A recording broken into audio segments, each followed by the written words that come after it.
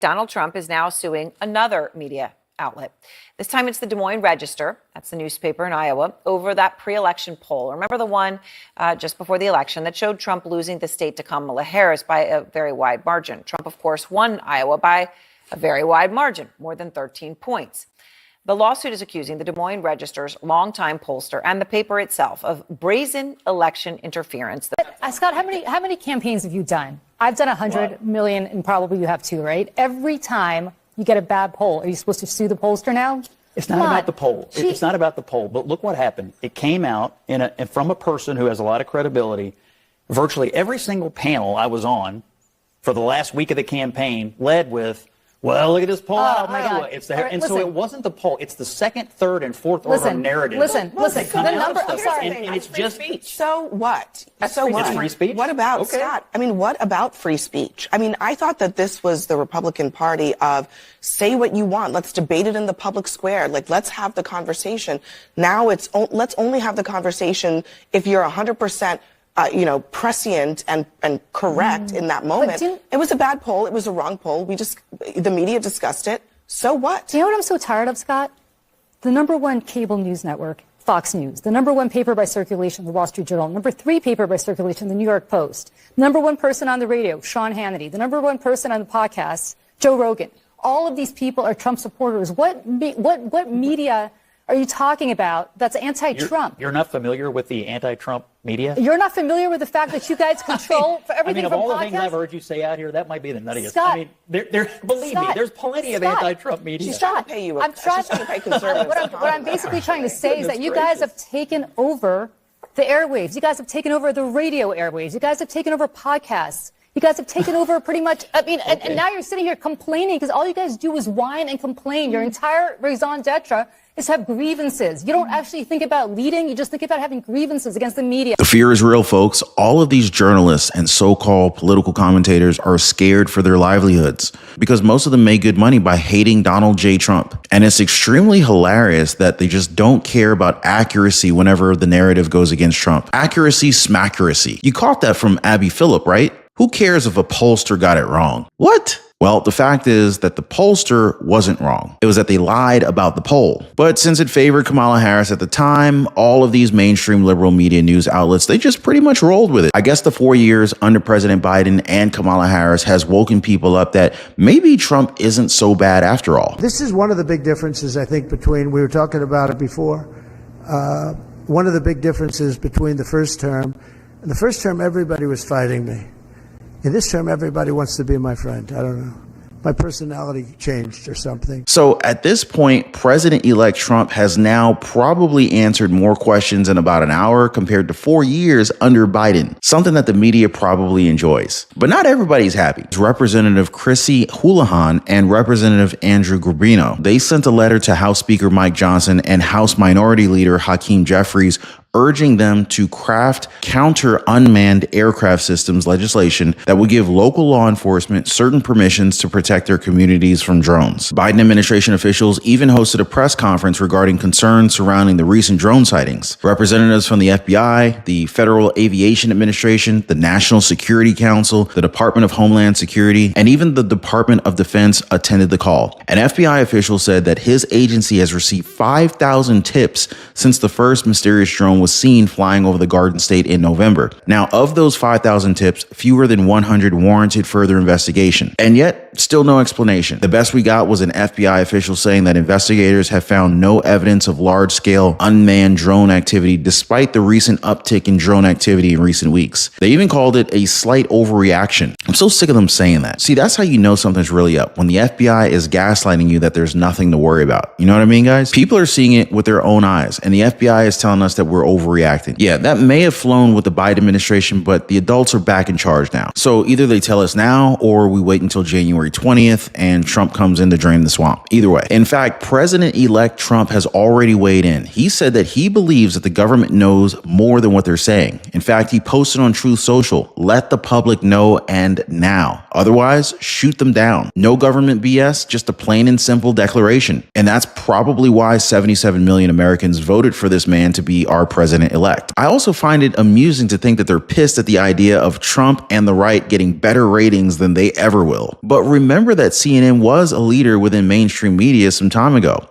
Although spreading propaganda over and over and over again and outright lying to the American people, it's just not as popular as it used to be. And well, that's why their ratings suck. And the same goes for other news outlets that have severe TDS, the same ones that defamed Trump all these years. We should note, Kristen, I don't want to overstate Trump's friendliness and genial attitude at this press conference, because this weekend ABC News agreed to pay $16 million, including legal fees, to settle a defamation lawsuit brought by Trump against the network and their anchor, George Stephanopoulos.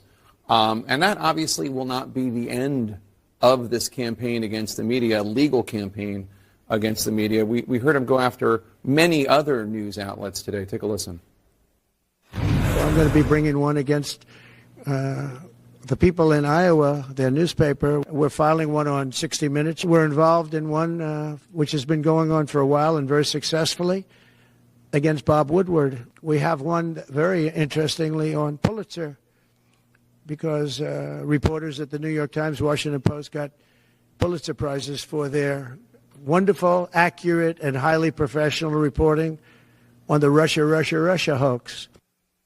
We don't have time to go into all of that, but just to touch base on a couple. There's one of them is the people of Iowa, the Des Moines Register. That's because there was a poll that was inaccurate. Mm-hmm. The one on 60 Minutes is because they didn't like the editing that had been done to the Kamala Harris. From Kamala Harris. Yeah, I mean, this is wildly ridiculous. Well, one of the things to keep in mind here is that Donald Trump feels like he won. I mean, this weekend, by having a settlement with ABC, one that many people did not think was going to come to fruition. They thought that this would end up in court, or that it would certainly not be a settlement in which ABC paid $16 million and issued a public apology, which was part of this, has been a situation which has empowered and emboldened Donald Trump. Trump derangement syndrome is real, guys. We are under liberal attack, you guys. They just secretly voted to release the explosive Matt Gaetz report. California Governor Gavin Newsom, perhaps the most liberal of them all, just used the bird flu as an excuse to declare a state of emergency in the Golden State. And lastly, Fed Chair Jerome Powell seems to be on a mission to bring out the biggest stock market crash that he can with his erratic predictions about Fed rate cuts. Now, seriously, guys, we have got to be vigilant here. And we got the latest update. So first, there's the Matt Gaetz report. The House Ethics Committee voted behind closed doors on it, and they decided to release the findings of their investigation of sexual misconduct allegations against former Representative Matt Gaetz. Here's how the former Trump cabinet nominee responded. Watch. Gaetz just responded. What did he say?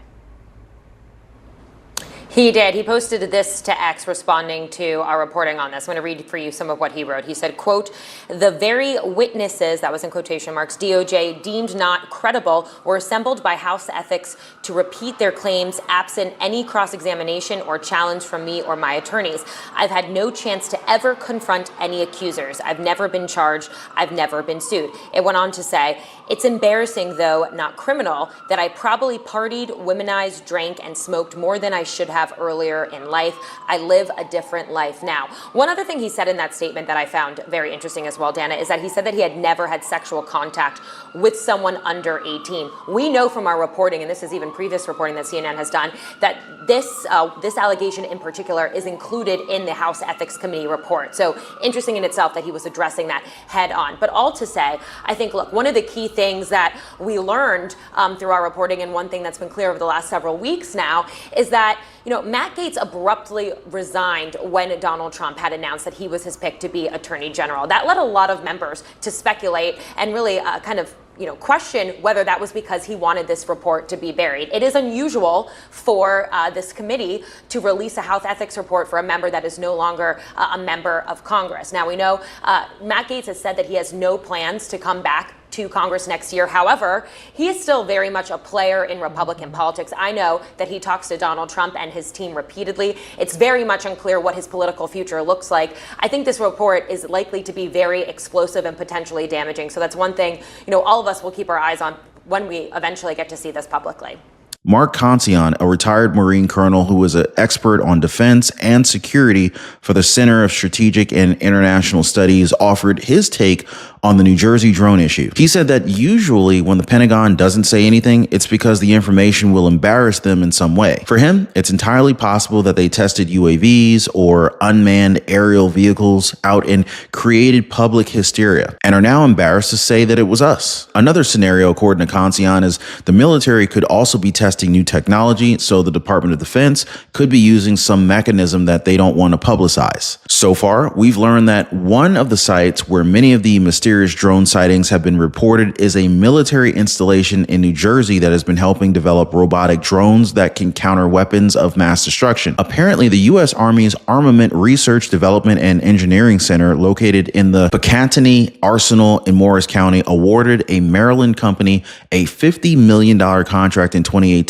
to develop robotic drones, which can generate three-dimensional maps of urban areas and engage in surveillance to counter WMDs, also known as weapons of mass destruction. As it turns out, President Biden didn't like the way that they were pushed out of the race, which probably explains why Biden wore a MAGA hat and told everyone that Kamala Harris was with him during all of his big decisions. Our OMG American Swiper asked Henry Appel if they thought Donald Trump would win the 2024 election. Henry also went on to mention that Biden's team felt like they got pushed aside by Kamala Harris during the presidential campaign. I do think that Trump is going to win. I thought Kamala ran a terrible campaign. How did she have? She doesn't believe in anything. That's not good. I know that Biden and his team did not like that they got pushed aside. Wait, so his people don't just unmarked follow? So maybe these rumors of Joe not liking Kamala Harris are not crazy. Maybe they're true. And it's not just us that are worried about President Biden's cognitive decline. Even those that are currently working in the White House are as worried as well. It's just insane to think that he's the guy who's currently leading the United States. Although it does explain why nothing's being done for